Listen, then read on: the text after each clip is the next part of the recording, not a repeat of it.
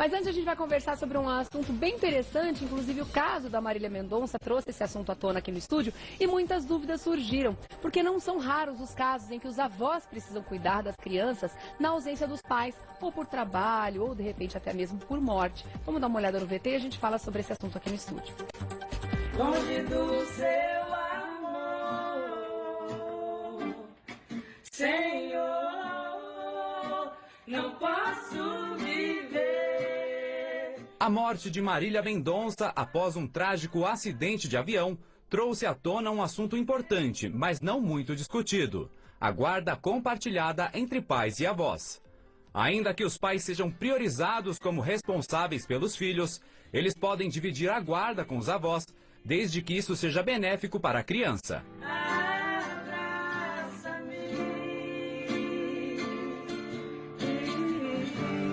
com seus braços de amor. Conforme informou a assessoria de imprensa da cantora, o pequeno Léo, de 1 ano e 10 meses, terá a guarda compartilhada pelo pai, Murilo Ruff, e a avó materna, Ruth Dias. Assim como era quando Marília estava viva, Léo vai continuar morando na casa com a avó, que disse ter certeza que essa seria a vontade da filha. A decisão foi tomada de comum acordo e de maneira bem tranquila. Esta divisão não é raridade e vem sendo cada vez mais procurada por famílias de todo o Brasil. Por isso, vamos explicar no Revista da Manhã como funciona a guarda compartilhada entre pais e avós. Torno-me independente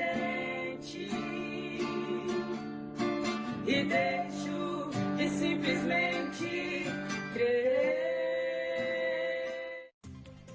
Gente, dá vontade de ficar assistindo esse vídeo assim, ó, uma vez atrás da outra em looping, né? Que vídeo lindo, e que lindo que era ver realmente essa conexão que as duas tinham, né? A mãe e a Marília Mendonça. Eu tô aqui hoje, seja muito bem-vindo, meu querido Alexandre Rico, mais uma vez no Revista com a gente. Bem-vindo, viu? Muito obrigado, bom dia, minha querida, a produção, aos seus telespectadores. Muito grato pela oportunidade. O Alexandre é especialista em direito de família e está aqui hoje também para esclarecer essas dúvidas que ficam numa situação como essa, né?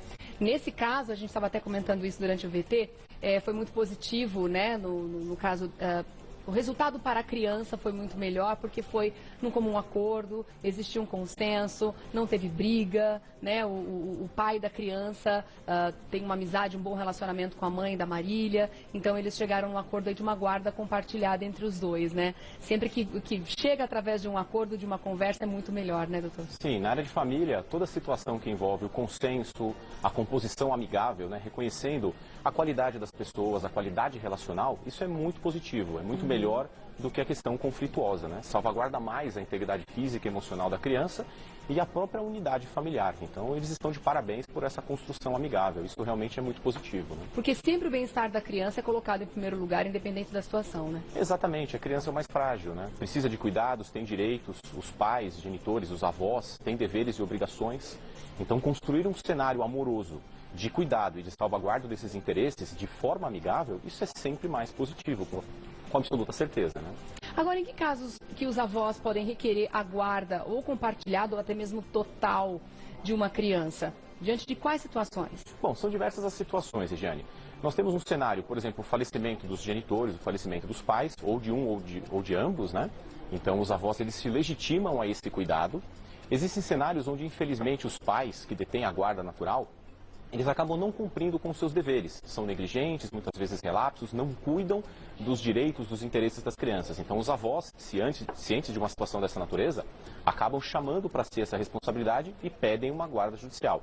Existem outros cenários também onde há uma impossibilidade momentânea de cuidados e cumprimento com esse dever.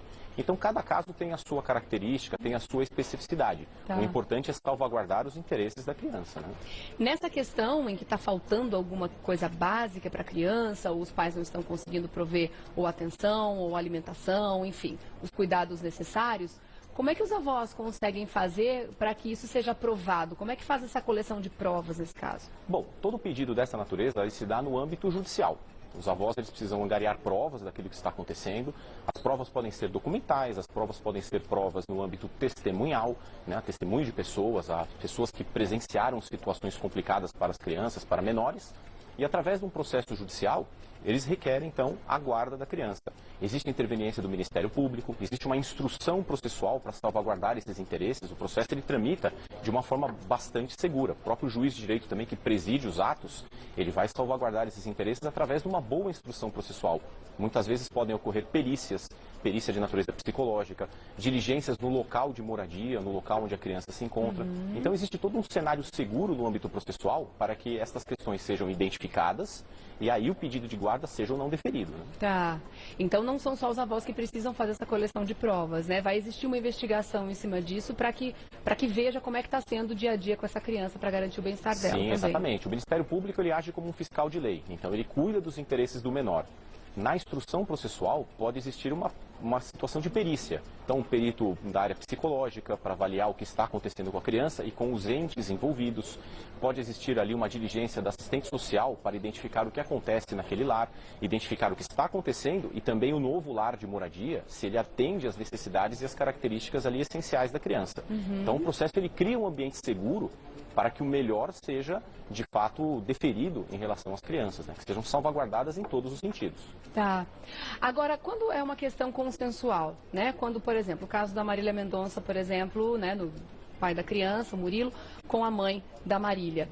Precisa colocar isso no papel? Precisa de alguma forma legitimar isso? Colocar isso como se fosse ela realmente como uma pessoa que vai guardar essa criança também? Ou só o fato de ter um pai fica um acordo meio, digamos que em off, podemos dizer assim? Ou é importante que isso seja colocado no papel? O ideal é que isso realmente esteja documentado no processo judicial. A gente lembra sempre o seguinte, né? A guarda de menores. A criança ela tem problemas de logística, ela tem uma representatividade na área médica, na escolinha.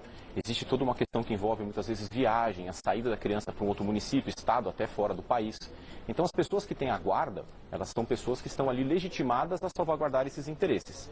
É sempre muito importante que isso esteja definido no processo, para que no processo os deveres, as obrigações, toda essa dinâmica, ela esteja de fato ali bem pontuada, para que as pessoas saibam quais são os seus deveres, as suas responsabilidades e um cronograma seja bem atendido em benefício do menor.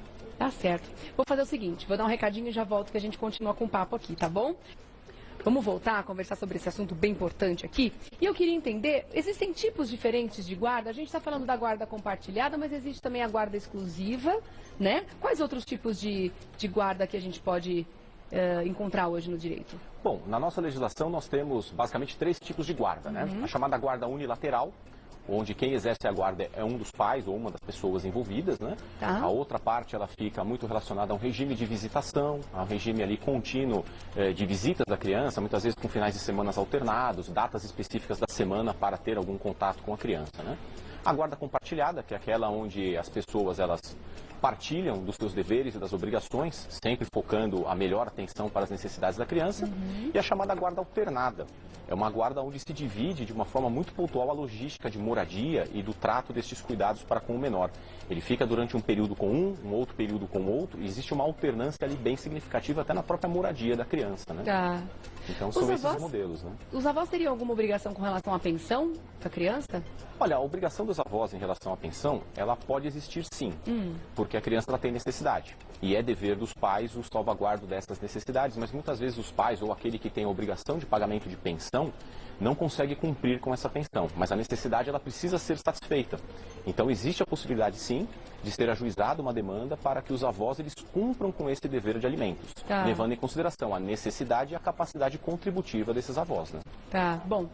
E mesmo numa guarda compartilhada em que as coisas acontecem de uma forma consensual, sempre existe ali o direito, caso alguma parte se sinta injustiçada de alguma forma, para justamente poder reclamar, né, doutor? Exatamente. Por isso é importante que a guarda compartilhada, muito embora existam os ajustes a nível da família, ajustes ali amigáveis, né, como você mesmo disse, fora do papel, né? O importante é que esteja isso regulamentado no processo, porque nesta regulamentação, o dever de pagamento, as pontualidades em relação a isso e todos os deveres e obrigações ficam expressos. Aí não tem como alguém dizer que não sabia, que não pode, que não dá. Tá. A coisa ela fica bem organizada, né? Tá, o que o direito de família diz sobre os direitos que os avós têm sobre os netos? Bom, os avós têm como direitos, né, a visitação aos netos, a convivência, porque aqui o que nós tratamos? Toda criança ela tem os seus direitos salvaguardados pela legislação. O direito à educação, o direito à saúde, o direito a boas vestimentas, uma moradia digna, né? Mas o importante aqui é que a criança ela precisa crescer num ambiente saudável para a sua boa formação física, psicológica e se tornar um cidadão de bem, né? Um bom cidadão. Os avós têm um papel muito importante nisso. Então, quais direitos os avós têm? Especialmente o direito de contato com as crianças. Podem pedir regimes de visitação. No caso de entenderem pela existência de alguma insatisfação de direitos, pedir a guarda para o melhor exercício neste conceito. Pagamento de valores em relação às crianças. Podem exigir o cumprimento por parte dos pais nesse sentido. Tudo isso beneficiando sempre o menor. Tá. No caso em que a convivência com os pais não é benéfica para as crianças, os avós podem pedir o afastamento desses pais? Que eles não se encontrem? Olha, pode acontecer sim, de acordo com as especificidades do processo. Tá. Casos e situações muito gravosas. Muito extremas, de violência, etc. Exatamente. Tudo vai ser aferido num processo judicial, através de perícia, através das diligências, né, através das provas, para que realmente uma situação dessa natureza, que é extremamente gravosa, ela possa ser tratada dentro do âmbito de robustez jurídica, de robustez probatória. Né? E o contrário também pode acontecer. Quando a convivência com os avós não é saudável, os pais quererem afastar os avós dessa convivência. Pode acontecer também. No mesmo cenário, né? Desde que instruído o processo, desde que realmente verificado uma situação muito pontual. Tá. Uma vez concedida a guarda aos avós, os pais podem pedir no futuro um cancelamento? Sim, podem pedir sim. A questão da guarda ela é interessante. Muito embora às vezes requerida judicialmente, conferida por uma decisão judicial, a guarda ela não se torna um conceito ad eternum, né? Ele não perdura no tempo eternamente. A qualquer momento, a questão da guarda ela pode ser discutida por genitores, por avós, pelas pessoas ali envolvidas. Identificado que não estão cumprindo com os seus deveres e que a criança sofre algum conceito negativo, essa questão pode ser discutida novamente no judiciário, sem qualquer problema. Tá, vamos ampliar um pouquinho, a gente sabe que o assunto hoje tem a ver mais com os avós, mas a Simone está querendo saber quais são os direitos dos tios. Acredito que no caso, de repente, na falta dos pais, por morte ou qualquer outra situação, e não tendo os avós seriam os primeiros na escala em que o direito de família procura para a guarda dessa criança, ou eles ampliam e olham em volta para ver quem é que poderia acolher essas crianças? Olha, na verdade, Regiane, toda situação ela tem que ser analisada muito pontualmente. Às vezes os avós não têm capacidade contributiva, não têm condição física e emocional para esse cuidado, mas os tios, por exemplo, eles podem prover essas necessidades da criança. Então o importante é, em cada cenário, ser analisado as características muito pontuais. Os tios podem sim se legitimar a esse cuidado. Tá certo. A Paty quer saber o seguinte. Bom dia, meu filho da pensão... Mas eu não estou entendendo a pergunta dela, peraí. Só que a mãe não deixa a gente ver faz 3 meses. Ah, tá dizendo que o filho dela paga a pensão, pelo jeito ela é a vovó aqui, estou entendendo. Paga a pensão, só que a mãe da criança não deixa eles verem a criança já há 3 meses. Tem algum conselho para ela? O que ela pode fazer? Como ela pode recorrer nesse caso? Olha, o importante é que ela buscar um profissional do direito para assisti-la através de um processo judicial, onde muitas vezes, infelizmente, as pessoas confundem as coisas, né? O pagamento de pensão, a possibilidade de visitação das crianças. Muitas famílias nós identificamos, né? Ah, demorou o pagamento da pensão ou não pagou a pensão, então não visita os filhos. Isso não acontece. O direito de visitação é uma coisa, o dever de pagamento é outra. O fato é que se está sendo obstaculizada a visita, essas pessoas elas podem, através de uma ação judicial, requerer que seja cumprido um regime de visitação.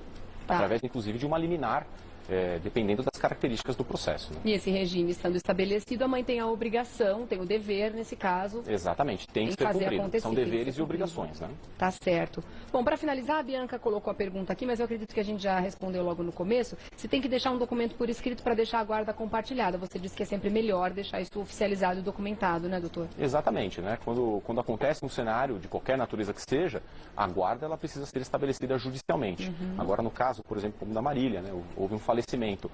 Muitas vezes, se a pessoa ela está numa situação de saúde complicada, ela por alguma razão ela acredita que vai passar por algum cenário complicado de saúde que pode vir a óbito, muitas pessoas expressam a sua vontade para que exista uma guarda compartilhada, para que pessoas da família interajam positivamente. Então fica uma expressão ali de vontade, né?